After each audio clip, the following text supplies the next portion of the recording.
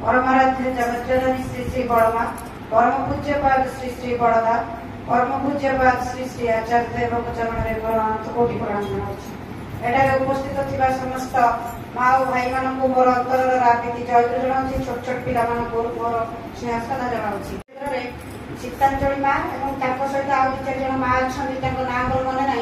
समस्त पारिवारिक सामाजिक राष्ट्रीय जीवन मंगलमय सुखप्रद हो यह परम दयाल चरण तले प्रार्थना रखुची। जहाँ सीतांजलि माँ प्रारंभिक सूचना देते से माँ विषय श्रावण परिक्रमा चली माँ को बसई आम मातृसम्मिलनी करुचे। प्रति प्रत्येक मन भर रखा दरकार जे माँ किपरि भाव संसार गढ़ी चली ठाकुर को जीवन में मुख्य करी माने से स्वामी बोली भावु नथिले देवता बोली भाविकी इष्ट बोली भाविकी केमिति मुख्य करी चली संसार गढ़ी चली आमे भी सेमती चलवा उचित।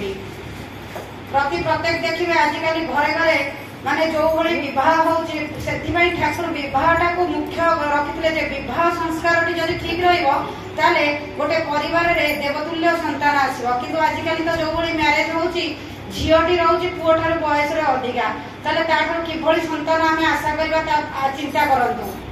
स्वामी जदि पदे किसी कही दउचनी ताले संगे संगे लेउट जवाब आमे दे दउचे। किंतु लक्ष्मी माँ थिले नीरव कर्मी से प्रति उत्सव 3टा 4टा राति उठती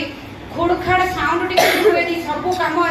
एते सुंदर सुष्ठु भाव में करती जे कहार निदर जमी व्याघात न घटो से नजर रखी था।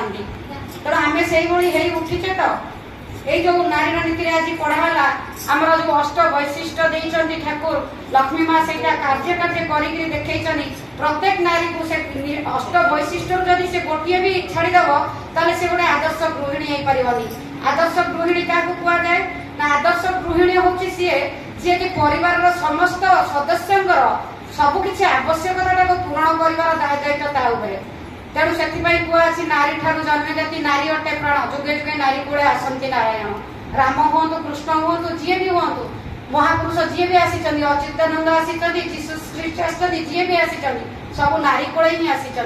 ठाकुर से जानवा चाहिए गोटे नारी पुत्र को जन्म दे पारे गोटे नारी की भी जन्म दे पारे से दिन ठाकुर जे नारीर केते बड़ दाय दायित्व प्रकृत में जदि गोटे नारी इष्टमुखी होकर चले परिवार भितर ठाकुर जो चाहिए देश इष्टमुखी उठू प्रकृत में सैया ही उठिब। आउ गोटे ठाकुर कथा भी ये कही रखी कारण लक्ष्मी माँ कथा खाली कहले ठाकुर को तो सी मुख्य करके रखी तेणु आलोचन फास्ट ठाकुर कथा लक्ष्मी माँ कथा रखा कथा मोर आज फास्ट लक्ष्मी माँ कथा बाहरीगला कहीं जेहेतु माँ आम लक्ष्मी माँ कथा कहते 1946 मसीहा आमर अक्षय कुमार बंदोपाध्याय बोली जड़े थे सी सतनाम दीक्षित होती प्रति 3 मास थे सी आश्रम जाती थे कौन है सान पुओ 2टी पुओ सान पुओ जी विशु टाइफॉइड ज्वर होती टाइफॉइड रे से आक्रांत होती टाइफॉइड रे आक्रांत होला दुनिया ट्रिटमेंट कर ज्वर उपशम होनी तापर कौन है थे से अक्षयदा मन पड़ी सी सब तो कालकाटा जेहतु रोच आश्रम प्रायतः जाती सी मन पड़ी ठाकुर कहते जिते विपद में पड़ू मत चिट्ठी खंडे लिखू सी से कौन कर परिवार में कौन सी स्त्री की भी जन ना ठाकुर पाक गोटे चिट्ठी लिखिं चिट्ठी जिते लिखिं चिट्ठी जो दिन जाइन राति से विशु जी जो पुटी को टाइफॉइड होता सी स्वप्न देखुची ठाकुर आसिक कमला गोटे छड़े खाया दौरान मुंडे हाथ मारी दौरान पाखे बसी कहते व्यस्त हुनी तू सुस्थ सुस्थ है तो बाबा माँ सहित आश्रम जीव आश्रम ते खेचुड़ी खावा मुझे ये जो स्वप्न देखी निदर गाउली चाउली कहूँ साधारणतः घरे पिला जो गाउली चाउली कहते माँ मैंने भावती निद मुंड को ज्वर उठी जाइए पिला एमती होची किंतु से कही कथाटी 3 थर से कही किंतु बाबा माँ विश्वास करना कहूँ ठाकुर आसी मो मुंड उपर बसी मत आउसी दे मिठा कमला गोटे छड़े दे कथा कहते आश्रम गले खेचुड़ी देवी खाइबा तापर से सुस्थ होला बाबा माँ धरिकी आश्रम जाइए आश्रम जो प्रणाम कर ठाकुर से पिलाटी चाह मुड़की हसुच्च पचारुंट अक्षयदा बाबा को पचारुंट पिलार शरीर ए सुस्थ तो से अक्षयदा तटस्थ हो ठाकुर कौन सत्य मो चिट्ठी पाई एक कथा चिंता कर निवेदन करके हाँ पिलार शरीर ए सुस्थ पिला अच्छी कहीकि ठाकुर कहते जा आनंद बजार प्रसाद सेवन कर जिते आनंद बजार सी जाइए आनंद बजार जो मैंने रोषे दायित्व अच्छा सी कहते टिके अपेक्षा कर आज तुम स्पेशल खेचड़ी हो खेचड़ी खाई जीव से बापा माँ चिंता कर प्रकृत ठाकुर आसी पुअर जो शरीर असुस्थ होता प्रकृत ठाकुर आसी कहीं ही से दिन खेचुड़ी या से 3 जन खावाई से खेचुड़ी खाई जिते विदाय ने आसी ठाकुर बाबू ठाकुर कहते चुप चुप कर से पुओ टे डाक कहते खेचुड़ी खाइलु केमी लगे सी कह हाँ भल लगे ये हूँ परम कारुणिक परम माने वैशिष्ट्य पड़ी प्रणय मान जो कहती परम दरदी परम प्रेममय श्री श्री ठाकुर लीला सहचर की धरिकी अवतार माने धरा पृष्ठ को अवतारण करती कहीं आमर यही मनीष समाज को मानव समाज को विध्वस्त आड़ को जो ग्रस्त होची देश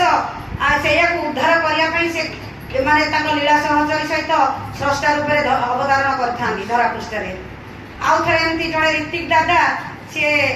1956 मसीहा बोधे हम ठीक मोर मन पड़ुनी से ऋतिक पांजा पाइला ठाकुर 75तम जन्म उत्सव आश्रम दायित्व दिखाई कि ठाकुर कहते जे तमे से गवर्नमेंट सर्विस करते सर्विस छाड़ी दियो से ठाकुर कथा मानिक सर्विस छाड़ी चाकरी जो छाड़देला पांजा पाई जिते पुरी से जाइए बाहर रोते सेठी जिते रही माने एमती अर्थ अभाव लगी रहा माने जीवन काल भितर से एमती अवस्था देकर गति कर से दिन कही माने हाथ में टंकाटे भी ना घरे चाउल डाली किसी ना से ठाकुर पाखे बसिक नाम कर नाम करने भितर कौन है से घरे जी क्षीर दिए से क्षीर वाला क्षीर नहीं आसी से पिलाटी क्षीर देला बेले माँ को पैसा मागुची कारण से तार 2 मासर बकेया रही माने दे पारि ना 2 मास क्षीर पैसा जिते पैसा मागिची से माँ कहते क्षीर दे जा कारण छोट छुआ घरे क्षीर छड़ा तो सी किसी खाऊनी आ बाबू पैसा आनिले मुझे पैसा देवी सी से कौन रागिकी क्षीर टी छड़े नहीं केन भर अजाड़ी पैसा नहीं तुम पाखे क्षीर खाया इच्छा कर कटु मंतव्य देकर क्षीर नहीं पड़े जाते यही सिचुएसन से माँ कौन कर पिलाटी कौन खाइब चिंता कर भारी बाधिची आसिक खट उपर शोले भो भो हो कांदी कांदरे से ऋतिक दादा माने जो मेडिटेशन में से बसी ध्यान करुले ध्यान भग्न हो जाए सी आसिक जो पचार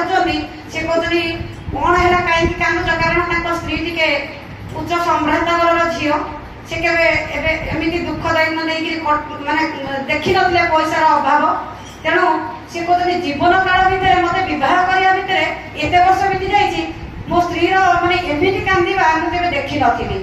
से भो भाई कांदुचंदी से जो पचारि दादा से माँ जनक सब वृत्तांत कहते एमती से बेले माने ऋतिक दादा टे ठाकुर अभिमान क्षोभ आसी सी जा ठाकुर पाखे बसिक कहते जे मु जहाँ पाप कर ठाकुर मत दिंतु मु मुंड पति सही नेबी कि मो छोट छुआटी आज आपण कथार पड़ी आपण निर्देश मानिक चाकरी छाड़देली कि मो पिलाटी कौन खाइब ता खाइबार व्यवस्था कर कहीं छुआटा क्षीर व्यतीत किसी खाऊ ना से ठाकुर पाखे कहते जदि एत दुख कष्ट दब ताले आ भीतर तो मु तुम काम करें ना अभिमान द्वारा कहते पुणी बसी ध्यान यही समय से जानवा चाहते द्वार मुहर किए गोटे करघात करुच्ची किंतु से दादा उठिक आसुना कहीं से कहते पुणी बोधे किए कार बाकी थी पैसा से मागिया को आसी मुझे उत्तर कौन देवी हाथ में तो टंकाटे ना आम सीना उपास रही पिलाटी केमी उपास रहा प्रार्थना कर कौन है माँ जाइए द्वार कर दादा बसी ठाकुर पाखे कि कानटी अच्छी द्वार मुह पाखे कौन कथा हो शुभुची चुप चुप हो जड़े पुरुष लोक सी स्त्री सहित कौन वार्तालाप कर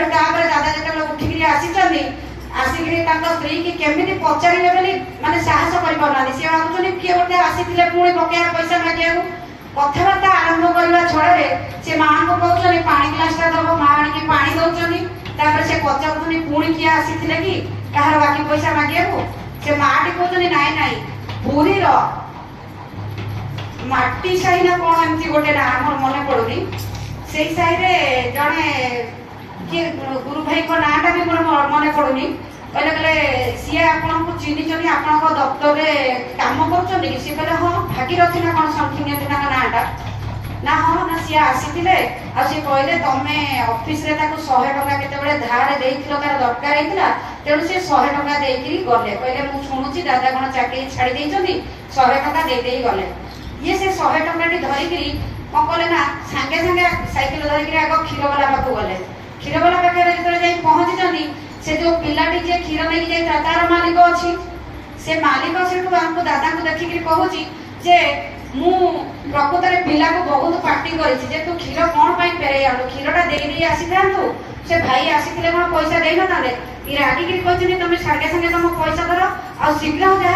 घरे क्षीर देई आसबो कारण मो पिला उपास अछि कहले कि से जो भागीरथी दादा जे पैसा देइथिले 100 टका से पूरा एका विश्वास रे ताको घर खोजी खोजी से माटी साइड रे जाईकिरी पुरीर पहुंची चंती जे से भागीरथी दादा को घरे जते बेले जाई पहुंची चंती ताको डाकी चली सते बेले ताकर 10टा बेले ऑफिस जीवा टाइम से खाउ चली घरे ताका झियो आसीकिरी पचारिला जे आपण किए बाबा एली खाउ चली आपनकर परिचय दियो तो मु बाबा को जाई कहबी से जते ता बाबा को जाई के कहिची सी कोन करचनी अधा खियार उठी आछनी आसीकिरी जते देखा करचनी सेते बेले कहिची ना ये दारिती दादा कहउचनी भागीरथी तमे कोन जाइथिलो हम घर को किछि समय पूर्व 100 टका देई देई आसी तो काई मोर तो मने पडुनी मु केबे तुमको 100 टका धार देइची